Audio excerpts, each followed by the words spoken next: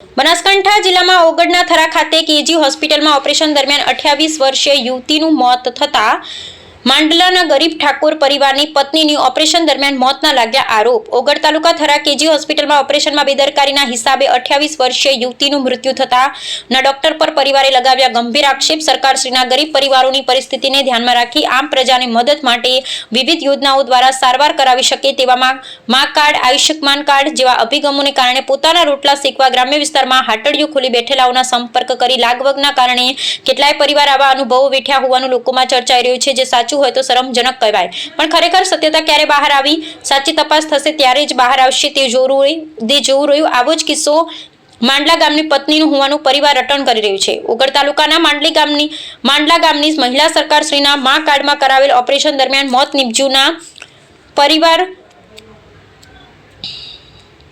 જનોના થરા ખાતે આવેલ KG hospital ઉપર આરોપ લગાવી રહ્યા છે। આ કેજી હોસ્પિટલમાં ખરેખર મા કાર્ડમાં કેટલા સમયથી ઓપરેશન કરવાની મંજૂરી આપેલ, આજ દિન સુધી થયેલા ઓપરેશનની તપાસ, શેનું ઓપરેશન કર્યું છે, શેની ફાઇલ બનાવી, કયા ડોક્ટરે ઓપરેશન કર્યું તેની માંડલા ગામની ભારતીબેન ગણેશભાઈ ઠાકોર ઉંમર વર્ષ 28 ને ગઈકાલ તારીખ 16/4/2026 સવારે અંદાજિત 10 વાગે થરા ખાતે આવેલ કેજી હોસ્પિટલમાં દાખલ કરવામાં આવ્યા। ત્યાં આજરોજ તારીખ 17/4/2026 સવારે 10 વાગે મહિલાને ઓપરેશન ચાલુ કરવામાં આવ્યું, જેમાં ચાલુ ઓપરેશન દરમિયાન તાત્કાલિક તબિયત વધુ બગાડતા તાત્કાલિક બીજા દવાખાને લઈ જવા માટે રજા આપવામાં આવી, જેમાં ડોક્ટર દ્વારા આવ્યું હતું કે વધુ સારવાર માટે બીજા દવાખાને લઈ જવા માટે પરિવારજનોને જણાવ્યું હતું। ત્યારબાદ કેજી હોસ્પિટલની એમ્બ્યુલન્સમાં પાટણ ખાતે દર્દી ભારતીબેનને રિફર કરવામાં આવ્યા, પરંતુ 28 વર્ષીય યુવતી ભારતીબેન પોતાનો જીવ એમ્બ્યુલન્સ રસ્તામાં જ ગુમાવ્યો હોવાનું પરિવારજનોએ જણાવ્યું હતું।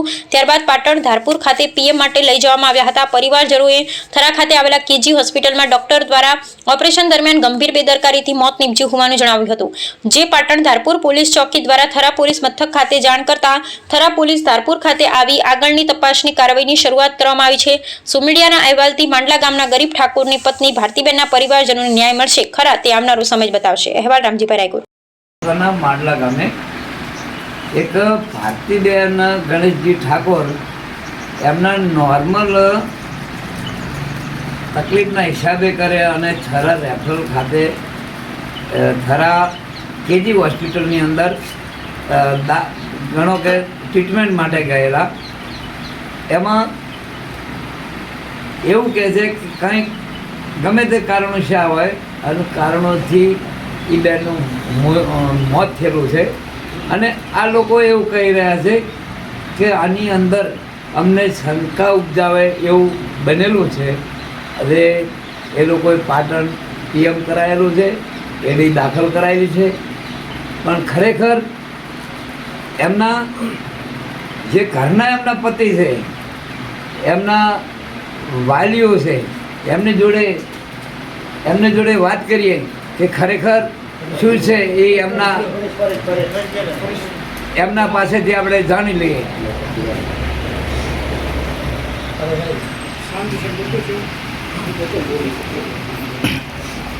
ભાઈ શું છે આ બાબતમાં? અમારા કાકાના છોકરાની વાઈફને કેજી હોસ્પિટલ સારવાર માટે લઈ ગયેલા હતા। એમને એવું કહેવામાં આવ્યું હતું કે હાલમાં ઓપરેશન કરવાનું તમારે છે, પણ એમાં અમારે મશીનરીમાં થોડી પ્રોબ્લેમ છે, તો તમે અત્યારે ઘરે જાઓ, અમે થોડું એનું સેટિંગ થઈ જાય તો તમને બોલાવીશું। પછી સાંજે 6 વાગે એમણે ઘરે મોકલી દીધેલા હતા। પછી 8 વાગે પાછો ફોન આવ્યો તો તમે આવી જાઓ, મશીનનું સેટિંગ થઈ ગયું, આપણે સવારે 6 વાગે ઓપરેશનમાં લઈ જઈશું। સવારે 5 વાગે ગયા હતા એને, પછી 8 વાગે ઘરેથી ગયા એટલે એમને ત્યાં દાખલ કરી દીધા, અને ત્યાં દાખલ કર્યા એટલે આખી નાઇટ રાખ્યા, અને સવારે 6 વાગે કોઈ સ્ટાફ આવ્યો નહોતો। પછી અમને 10 વાગ્યા સુધી રાહ જોઈ તો 10 વાગે સ્ટાફવાળા આવ્યા હતા, અને આવ્યા તરત જ કે ચાલો ઓપરેશનમાં લઈ લો એમ કરીને ઓપરેશન થિયેટરમાં લઈ ગયેલા હતા। અને 30 કલાક કમ્પ્લીટ ઓપરેશન હેઠતા પછી ઇમરજન્સીમાં એમને એમ્બ્યુલન્સ બોલાવી અને અશુભના બહાર આવી ગયા કે અમને ક્રિટિકલ પોઝિશન છે કે ધારપુર લઈ જવા પડશે, એટલે પછી એમને ધારપુર લઈ ગયા અને ત્યાં જઈ મૃત જાહેર કરવામાં આવ્યો। એટલે મૃત જાહેર કોણે કર્યા? ત્યાં ધારપુર હોસ્પિટલ સત્તાવાળો। હા, અમને એવું હતું કે અહીંથી કંઈ છે નહીં, વેન્ટિલેટર ઉપર હતા, એટલે એમાં આપણું શું કહેવું છે? હવે આપણું તો એટલું કેવું છે કે અહીંથી જ કંઈ નથી, એમાં શું કહેવું છે કે આમ તપાસ કરી દઈશું? હા, આમાં તપાસ કરવી જોઈએ અને અમને ન્યાય મળવો પડે કે જે અમારા સાથે થયું છે એ બીજા કોઈ સાથે ના થાય. શું નામ છે તમારું? મારું નામ પરેશભાઈ. પરેશભાઈ પરેશભાઈ વિનોદભાઈ ઠાકોર. માંડલાના. હા. આજે હું માટલા ગામે છું. મારું નામ હરદાસજી ગોગાજી ઠાકોર, મારું ગામ તેરવાડા. આ મારું કુટુંબ છે. આ ભાઈ માટે જે કાંઈ બીના બની એમાં સરકારને પૂરેપૂરી તપાસ કરીને આ ભાઈના પકડને બધો ન્યાય હલાવવો હોય સરકારને મારી વિનંતી. ઠાકોર પિંકીબેન પુનાભાઈ, ગામ માડલા. મારી ભાભીને થોડીક તકલીફ હતી અને જે ગર્ભમાં બાળક રહેતું નહોતું, કારણ કે જે નળી આવે ને બાળક બાંધવાની એમાં ગાંઠ હતી પાણીની. એ ડૉક્ટર પાસે તપાસ કરાવી હતી અમે પહેલાં 3-4 મહિનામાં શિયાળામાં તપાસ કરાવી હતી. સાહેબ કે તારે આ ઓપરેશન કરવું પડશે, જરૂરી છે, કારણ કે આ તું આ ગાંઠ કઢાવીશ ને તારું આ બાળક બનશે, આ ઘડી તને પ્રેગ્નન્સી નહીં રહે. તે અમને એવું થયું કે હવે ભવિષ્યમાં અમે બાળક તો આપણે જોશે જ, તો આપણે તુરંત કરાવીએ ઓપરેશન. પણ અમે 3 મહિના જેવું કાઢ્યું. 3 મહિના પછી મને એમ કે દવા લેતા ગળી જતી હોય તો કદાચ ઠીક છે ને ઓપરેશન કરાવવાની જરૂર ના પડે આપણે. પછી એમ બી બતાવવા 16/4/26 16/4/26 તારીખે બતાવી તમે એડમિટ થઈ ગયા. મને એડમિશન મળી દીધું, એડમિટ કર્યા મને. તો અમે આખા દિવસ રોકાણા. મારા ભાભીને બોટલ ચડાવી, હસતી બોલતી હતી, ખીલતી હશે, ગેમ રમતી હતી, વાતો કરતી હતી મારા પાસે, ખુશ હતી. આખો દિવસ મારા પાસે વાતું કરી અને બોટલ ચડાવી. આખો દિવસ અમને રોકાણા. મેં સાહેબને કીધું, સાહેબ મારે ઓપરેશન ક્યારે કરાવે મારા ભાભીને?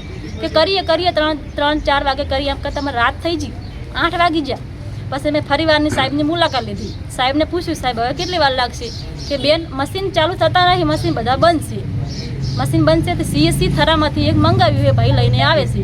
પછી ભાઈ લઈને આવ્યા એ બંધ નીકળ્યું. પછી મને રજા આપી, તમે રજા તમને આપી દઈએ, તમે કાલે પરત દિવસે આવી જતો, મશીન નવું લાવી દેશે.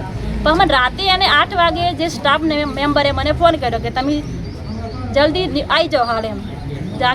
અમે જાકેલ પહોંચ્યા. હા, અમે ઘરે પૂછી, મારા મમ્મી પપ્પાને પૂછી પણ અમે આવીએ. પણ અમે ઘરે આવ્યા પછી મારા મમ્મીને બધું પૂછ્યું. અમે કીધું મમ્મી સાહેબને ફોન આવ્યો તો કીધું છે કે તમે એડમિટ થઈ જાઓ, કે મશીન બીજું નવું આવી જશે. મશીન નવું આવ્યું પછી આખી રાત અમે રોકાણા કેજી હોસ્પિટલમાં.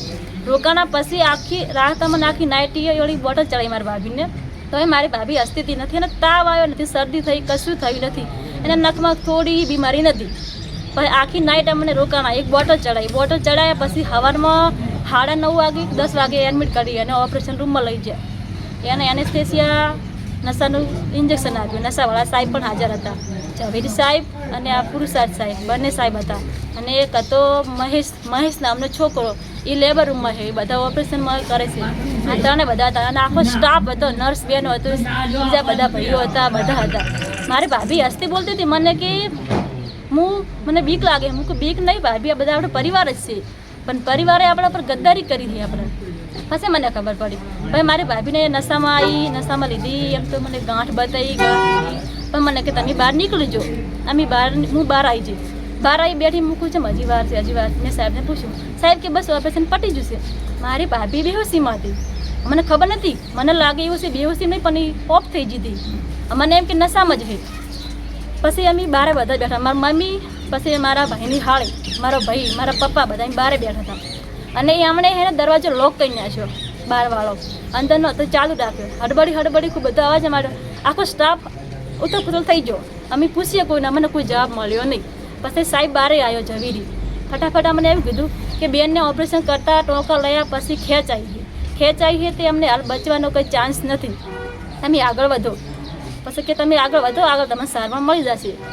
તો અમે આગળ વધ્યા. આગળ ગયા પછી આમ પાટણ ગયા. પાટણમાં લાઈફ લાઇનમાં તો એન્ટ્રી મળે નહીં. એ તો કહી દીધું છે બેન તો હે નહીં, હાલ એક્સપાયર થઈ જાય. પછી અમે જ્યાં ધારપુર જ્યાં પછી એ એક્સપાયર થઈ ગયા હતા. હું ધારપુરથી પછી આવી એકલી ફાઇલ લેવા માટે. મને ફાઇલ મોકલી. હું ફાઇલ લેવા જી તો ફાઇલ મને ના આપી. મેં લેબર રૂમમાં ચેક કર્યું, બધે ચેક કર્યું, પણ મને ફાઇલ આપી નહીં. ફાઇલ ના આપી તો એ મને હે ને ધક્કો મૂક્યો. એક ભાઈએ, જે સાહેબ હતા ને, એ બધા ટેન્શનમાં જતા, મને ધક્કો મૂક્યો, જબરજસ્તી કરી મારા સંગ ગેરવર્તન કર્યું, લુચ્ચે ગેરવર્તન કરી. પછી મેં બીજા મારા સંબંધી હતા, મારા ફુવા અને બીજા સંબંધી હતા, એમને બોલાયા.